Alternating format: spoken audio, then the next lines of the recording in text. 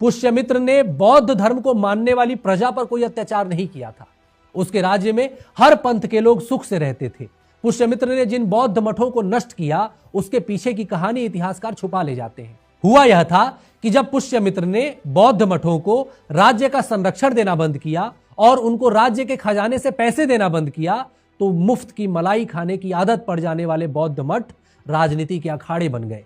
और जब यवन शासक डिमेट्रियस मगध पर आक्रमण की योजना बना रहा था, तो कई स्रोत तो यह भी बताते हैं कि बौद्ध मठों ने मगध और पुष्यमित्र के खिलाफ उन विदेशी आक्रांताओं की मदद की थी।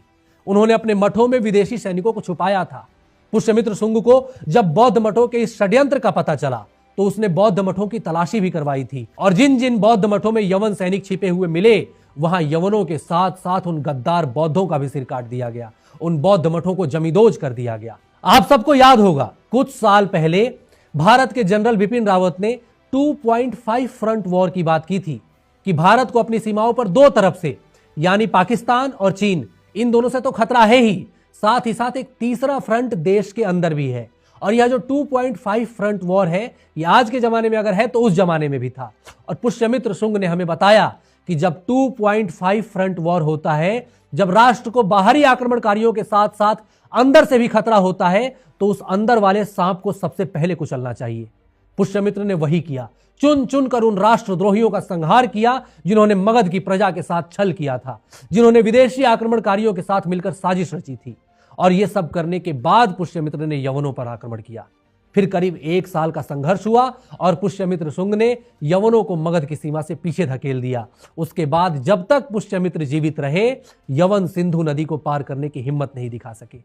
महर्षि पतंजलि के आशीर्वाद से पुष्यमित्र ने एक कल्याणकारी राज्य की स्थापना की और लगभग 35 वर्षों तक शासन किया। पुष्यमित्र ने 2-2 अश्वमेध यज्ञ किए, जिनमें से एक यज्ञ में तो उनके पुरोहित स्वयं महर्षि पतंजलि थे।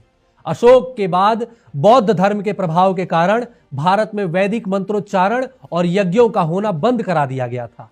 उसी भारत में अश्वमेध यज्ञ की शुरुआत करके पुष्यमित्र ने सनातन के पुनर्जीवित होने की घोषणा की।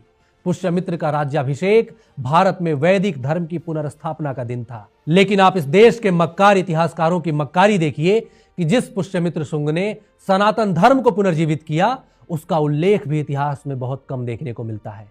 इस देश के इतिहासकारों ने पुष्यमित्र को हमेशा निगेटिव चरित्र के रूप में गढ़ा। इस देश के इतिहासकारों ने यह नैरेटिव बनाया कि पुष्यमित्र ने बौद्धों पर अत्याचार किया, लेकिन वही इतिहासकार ये नहीं बताते कि उन बौद्ध मठों ने विदेशी आक्रमणकारियों को कैसे संरक्षण दिया था।